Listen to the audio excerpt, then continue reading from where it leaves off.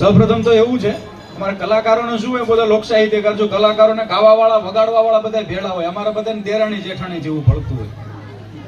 પણ ખાસ કરી આટલા બધા માણસોને હું અહીંયા જોઉં છું, હું કાયમ કહેતો હોય કે ભાઈ મળશું મેળે ખેડાને મળશું કે ગામ ગીએ, પણ મળશું નહીં મેકરણ એક દી આ ધરતી ઢંગ દીએ. જગતના ચોકની માલીબા સાહેબ, એક દિવસ બધાયનું મૃત્યુ નિશ્ચિત છે, પરંતુ એમાં વાતો થતી કે ભાઈ પહેલાના જમાનાની માલીબા માણસો કહેતા કે આપણે જુનાગઢના શિવરાત્રીના મેળામાં મળશું, ખેડ માધુપુરના મેળામાં મળશું, એ તરણેતરના ભાતીગળ મેળામાં મળશું.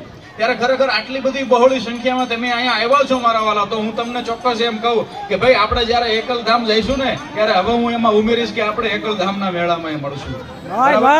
મારું નામ છે આઝાદ ગોહિલ. આઝાદ પંછી તરીકે મારા બધી જગ્યાએ વિડીયો હોય. ઇન્સ્ટાગ્રામની અંદર ધ આઝાદ પંછી અને યુટ્યુબની અંદર 5 થી 6 ચેનલ છે મારી. પરંતુ કહેવાનો મતલબ એમ છે કે આ બધાનો ભાવ છે, આ બધાનો પ્રેમ છે.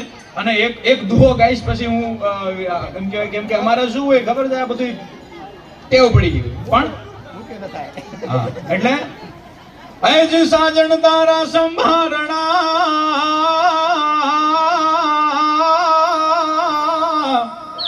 અજ સાજો હણ તારા સંભારણા, મન જો ન વયનાય ઘેરા વણે, પણ મારે કાળો જ ઘેર કણ હલે રે કરે આવી જાજ ભરે.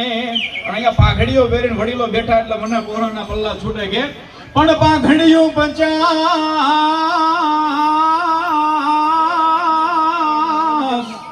આજ પાઘડીઓ 50 એમાં જો નયા ટાણી કે નહીં, પણ ઈ ઘોડો નહીં હવા